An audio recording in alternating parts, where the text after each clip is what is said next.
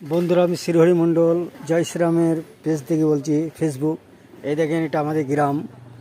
এই যে আমাদের মন্দির, ভোলানাথ মন্দির, গহরাজের মন্দির। এটা স্কুল বাচ্চাদের।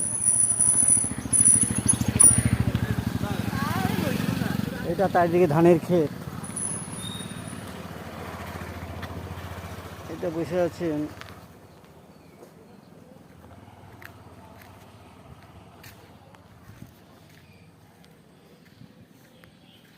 ওটা কৃষ্ণ মন্দির।